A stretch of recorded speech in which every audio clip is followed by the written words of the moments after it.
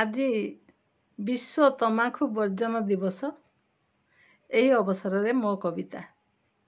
ସମସ୍ତେ ଜାଣନ୍ତି ନିଶାର ପ୍ରଭାବ, ତଥାପି କରନ୍ତି ଭୁଲ। ପତଙ୍ଗ ଜାଣଇ ନିଆଁ ତାର ଶତ୍ରୁ, ତଥାପି କରଇ ଭୁଲ, ତଥାପି କରଇ ଭୁଲ, ତଥାପି କରଇ ଭୁଲ।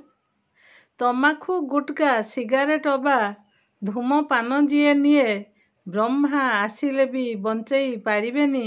ଯମ ତାକୁ ଟାଣି ନିଏ, ଯମ ତାକୁ ଟାଣି ନିଏ, ଯମ ତାକୁ ଟାଣି ନିଏ। ନାରୀ ଛୁଆ ପିଲା କ୍ଷତିଗ୍ରସ୍ତ ହୁଅନ୍ତି, ସବୁଠୁ ଅଧିକ ଜାଣି ଭୁଲ ପରେ ଭୁଲ କରି ଚାଲିଥାନ୍ତି।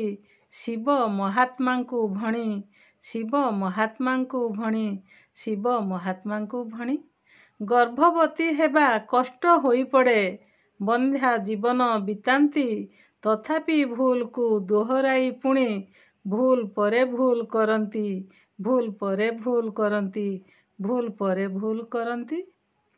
ଫୁସଫୁସଟିରେ କ୍ୟାନ୍ସର ଭୟ, ଜାଣି ସୁଦ୍ଧା ଭ୍ରାନ୍ତି ନଥାଏ।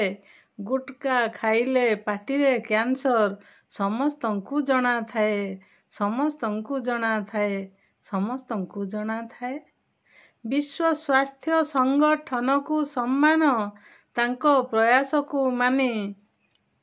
ଆଗେଇ ଆସ ହେ ନୂତନ ପିଢ଼ିର ସନ୍ତାନ ଗୁଣୀ ଜ୍ଞାନୀ, ସନ୍ତାନ ଜ୍ଞାନୀ ଗୁଣୀ, ସନ୍ତାନ ଜ୍ଞାନୀ ଗୁଣୀ।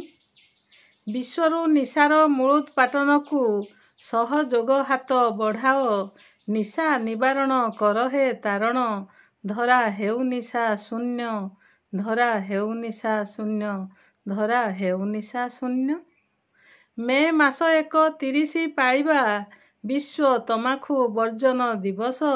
ମନୋବଳ ଥିଲେ ଛାଡ଼ି ଦିଅ ଭଲେ, ଗଢ଼ିବା ସୁସ୍ଥ ଦେଶ, ଗଢ଼ିବା ସୁସ୍ଥ ଦେଶ, ଗଢ଼ିବା ସୁସ୍ଥ ଦେଶ।